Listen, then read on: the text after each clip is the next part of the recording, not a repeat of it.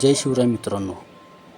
देवबागची निसर्गरम्य सफर आपण मागील भागात केलीच आहे. तिथला विलोभनीय निसर्ग, नारळी पोफळीच्या बागा आणि समुद्राची गाज आपण अनुभवली. जर तुम्ही तो व्हिडिओ अजून पाहिला नसेल तर वर दिलेल्या आय बटनवर क्लिक करून तो नक्की पाहावा.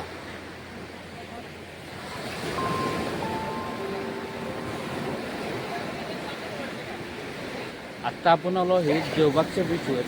अतिशय सुंदर असा बीच आहे, आपण बघू शकताय.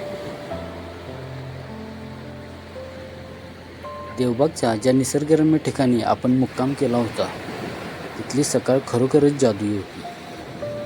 चहूबाजूला असलेली नारळी पोफळीची झाडे आणि अथांग समुद्र, हा निसर्ग डोळ्यात साठवून आज आपण आपल्या पुढच्या प्रवासाला सुरुवात करतोय.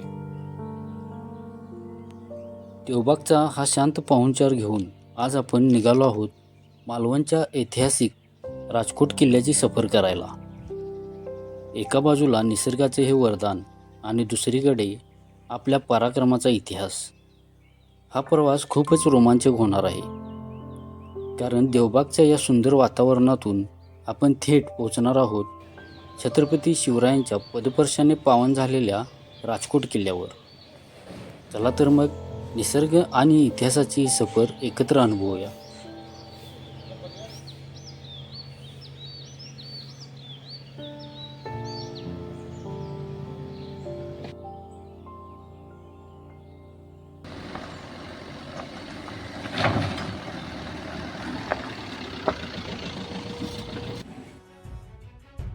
छत्रपती शिवाजी महाराजांच्या आरमारी धोरणाचे आणि स्थापत्यशास्त्राचे उत्तम प्रतीक म्हणजे राजकोट किल्ला.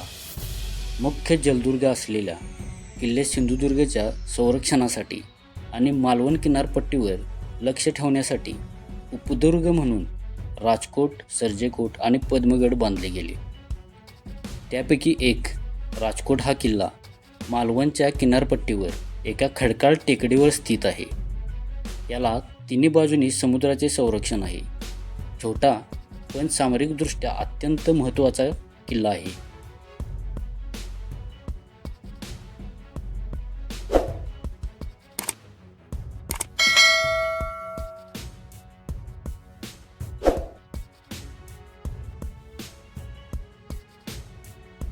जय शिवराय. आता आपण आलो आहे सिंधुदुर्ग किल्ल्याजवळ राजकोट या ठिकाणी, जिथे छत्रपती शिवाजी महाराजांचे भव्य असे स्मारक बांधण्यात आलेले आहे.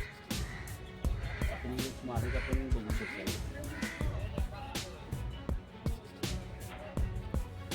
काळाच्या ओघात मूळ राजकोट किल्ल्याच्या खुणा जरी थोड्या पुसट झाल्या असल्या तरी आज या ठिकाणी छत्रपती शिवरायांचे भव्य स्मारक उभे करण्यात आले आहे. या स्मारकामुळे आज राजकोट किल्ल्याला एक वेगळी ओळख आणि विशेष महत्त्व प्राप्त झाले आहे.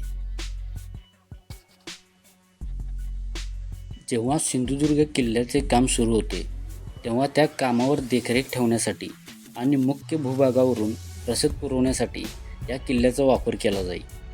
सिंधुदुर्ग हा समुद्रात असल्यामुळे तेथे सतत साहित्य पोहोचवणे कठीण होते. राजकोट हे मालवण बंदरातील मुख्य केंद्र होते, जिथून नौकाद्वारे सिंधुदुर्गला मदत पाठवली जात असे.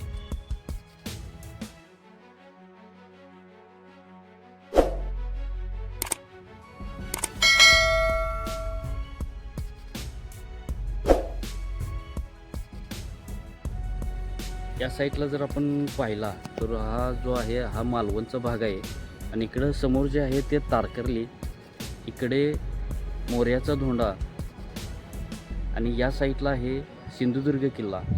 या सिंधुदुर्ग किल्ल्याच्या अगदी समोरच राजकोट या ठिकाणी छत्रपती शिवाजी महाराजांचे भव्य असे स्मारक उभे करण्यात आलेले आहे.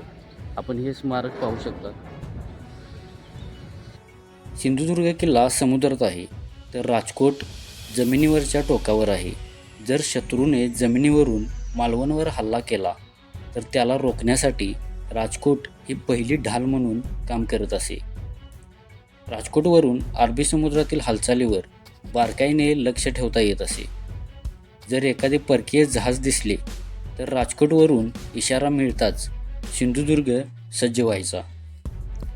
या किल्ल्याच्या पायथ्याशी आजही अकराळ विकराळ कातळ पाहायला मिळतात, जे शत्रूच्या जहाजांना किनाऱ्याला लागण्यापासून रोखत असत. शत्रूची दिशाभूल करण्यासाठी याचा वापर केला जात असे. समुद्रातून येणाऱ्या शत्रूला दुरून राजकोट हाच मुख्य किल्ला वाटावा अशी त्याची रचना होती. मालवणची ही किनारपट्टी मराठा आरमाराचे प्रमुख केंद्र होती. कान्होजी आंग्रे यांच्या काळातही या ठिकाणाचे महत्त्व अनन्यसाधारण होते. या किल्ल्याची तटबंदी आजही पाहायला मिळते. येथून समुद्राचे विलोभनीय दर्शन घडते. इतिहासात हा किल्ला सिंधुदुर्गचा रक्षक होता, तर आज हा किल्ला छत्रपती शिवाजी महाराजांच्या भव्य पुतळ्यामुळे महाराष्ट्राचे एक महत्त्वाचे प्रेरणास्थान बनले आहे.